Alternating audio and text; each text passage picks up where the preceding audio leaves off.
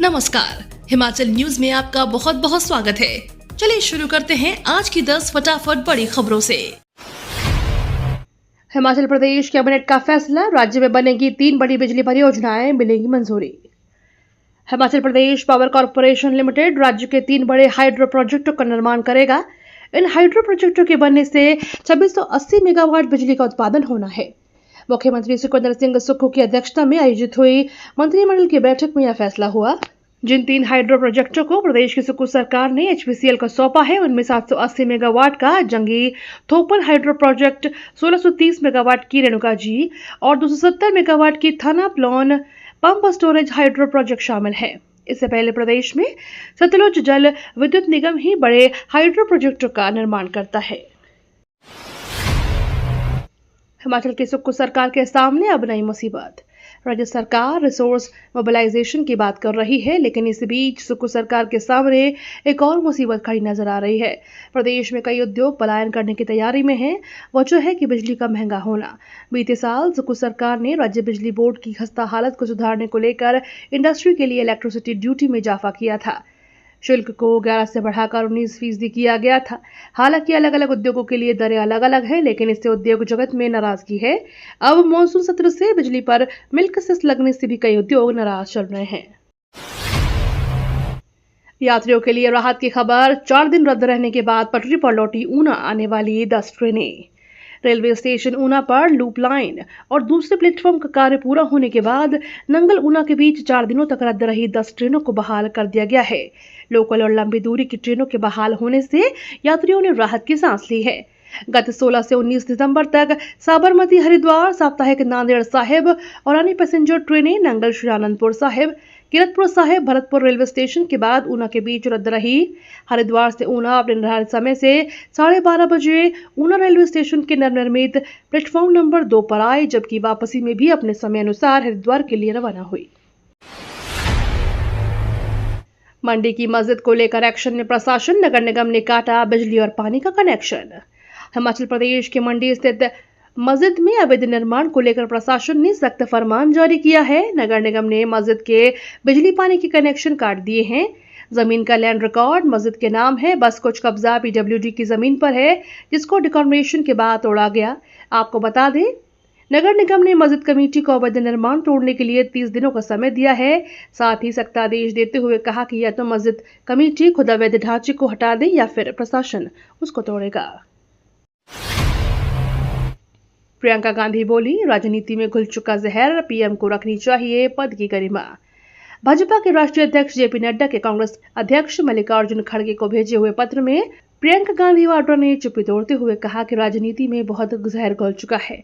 प्रधानमंत्री को अपने पद की गरिमा रखनी चाहिए।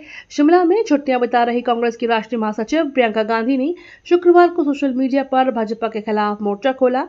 पोस्ट डाली कि कुछ भाजपा नेताओं और मंत्रियों की अनर्गल और हिंसक बयानबाजी के मद्देनजर लोकसभा में विपक्ष के नेता राहुल गांधी के जीवन की सुरक्षा के लिए चिंतित होकर कांग्रेस अध्यक्ष और राज्यसभा में विपक्ष के नेता मल्लिकार्जुन खड़गे ने प्रधानमंत्री को एक पत्र लिखा।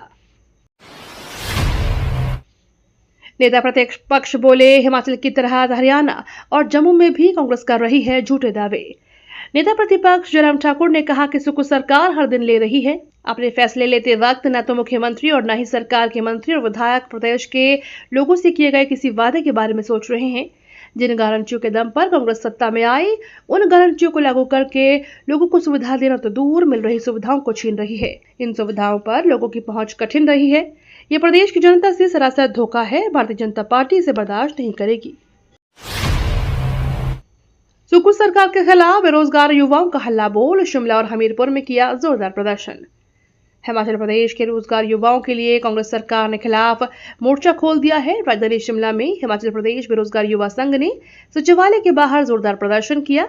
इसके अलावा हमीरपुर सहित प्रदेश के कई हिस्सों में बेरोजगार युवाओं ने सरकार के खिलाफ विरोध प्रदर्शन किया। वहीं शिक्षक बेरोजगार संघ ने आरोप लगाया कि वर्तमान सरकार प्रदेश की जनता को गुमराह कर रही है। कैबिनेट से 6500 पद सृजित किए गए हैं, लेकिन उनको भरने के लिए कोई कदम नहीं उठाया जा रहा है। औद्योगिक बिजली उपभोक्ताओं की ₹1 सब्सिडी बंद, घरेलू को 300 यूनिट तक ही मिलेगी। हिमाचल में औद्योगिक बिजली उपभोक्ताओं को दी जाने वाली ₹1 की सब्सिडी बंद कर दी गई है। घरेलू उपभोक्ताओं को 300 यूनिट तक की सब्सिडी की राहत मिलेगी। 1 अक्टूबर से नई दरों के तहत बिजली बिल जारी होंगे। 300 यूनिट से कम बिजली की खपत करने वाले उपभोक्ताओं को स्लैब अनुसार ₹1.83 से लेकर ₹3.53 प्रति यूनिट की सब्सिडी मिलती रहेगी। प्रति माह 300 यूनिट से अधिक बिजली खपत करने वालों को ₹1.03 की सब्सिडी अब नहीं मिलेगी। कुल्लू मनाली में पर्यटकों के लिए एडवेंचर एक्टिविटीज शुरू।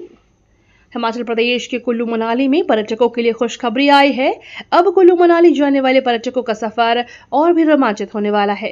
हिमाचल प्रदेश के कुल्लू में रोमांचक गतिविधियों की शुरुआत फिर से हो गई है। अब रिवर राफ्टिंग और पैराग्लाइडिंग जैसी रोमांचक गतिविधियों का इंतजार कर रहे पर्यटक यहां आकर इनका आनंद ले सकते हैं। इन एक्टिविटीज के शुरू होने से पर्यटन से जुड़े कारोबारियों को बड़ी राहत मिलेगी। सरकार विवाद से विश्वास 2.0 योजना की शुरुआत 1 अक्टूबर से करेगी।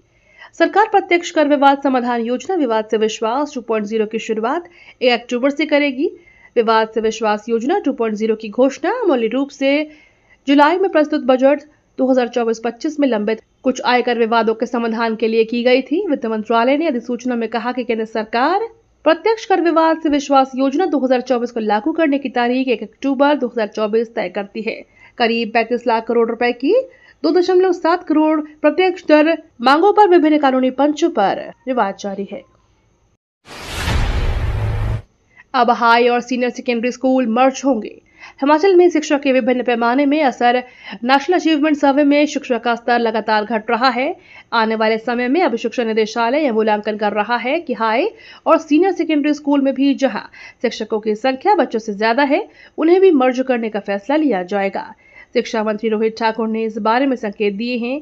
इसमें 6ठी से 10वीं तक के यदि बच्चों की संख्या 20 या से कम है तो उन्हें मर्ज किया जाएगा। उन्होंने कहा कि यह फॉर्मूला मिडिल स्कूलों तक ही रहेगा।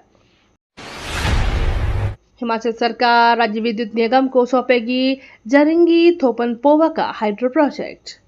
मुख्यमंत्री सुक्खू की अध्यक्षता में हिमाचल प्रदेश मंत्रिमंडल ने शुक्रवार को 780 मेगावाट की जंगी थोपन पोवारी जलयुक्त परियोजना को राज्य संचालित हिमाचल प्रदेश विद्युत निगम लिमिटेड को सौंपने के अलावा वन विभाग में सहायक वन संरक्षकों के 100 पद भरने को मंजूरी दे दी। इसके अलावा 1630 मेगावाट की रेणुकाजी और 270 मेगावाट की थाना प्लाउन पंप स्टोरेज जल विद्युत परियोजनाओं को हिमाचल प्रदेश विद्युत निगम लिमिटेड को आवंटित करने का भी निर्णय लिया गया।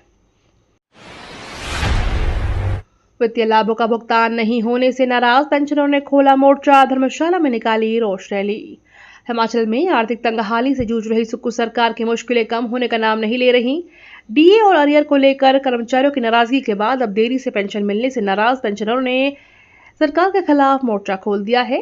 डीए और छठे वेतनमान के संशोधित एरियर का भुगतान नहीं होने से नाराज पेंशनरों ने शुक्रवार को जिला मुख्यालयों से प्रदर्शन किया। Himachal Pradesh pensioner welfare association की शिमला शहरी इकाई ने बुधवार को उपायुक्त कार्यालय के बाहर प्रदर्शन किया। भारत में सबसे ज्यादा घंटे तक काम करते हैं कर्मचारी। अंतर्राष्ट्रीय श्रम संगठन की रिपोर्ट के अनुसार भारत दुनिया की शीर्ष 10 अर्थव्यवस्थाओं में सबसे अधिक काम वाले देशों में शामिल है। रिपोर्ट के मुताबिक आधे से अधिक यानी 51% भारतीय कर्मचारी प्रत्येक सप्ताह 49 घंटे से अधिक काम करते हैं। इस सूची में भूटान 54 घंटे, संयुक्त अरब अमीरात 50 घंटे, लेसोथो 50 घंटे, कांगो 48 घंटे और कतर 48 घंटे प्रति सप्ताह के साथ शामिल है। कांग्रेस को अब गणपति बप्पा से भी चिढ़ होने लगी। सीजेआई डीवाई चंद्रचूड़ के घर गणपति पूजा के लिए जाने पर विपक्ष के पीएम मोदी की काफी आलोचना की थी। इस पर अब पीएम मोदी ने एक रैली को संबोधित करते हुए कहा कि कांग्रेस के अंदर देशभक्ति की आत्मा दम तोड़ चुकी है। वे विदेश से बैठकर एजेंडे चलाते हैं। इन्हें अब गणपति बप्पा से भी चिढ़ होने लगी है। मैं गणेश पूजन कार्यक्रम में चला गया तो कांग्रेस का तुष्टीकरण का भूत जाग उठा। ये तो थी आज की 10 बड़ी खबरें। डेली खबरों से अपडेट रहने के लिए चैनल को सब्सक्राइब करना बिल्कुल ना भूलें।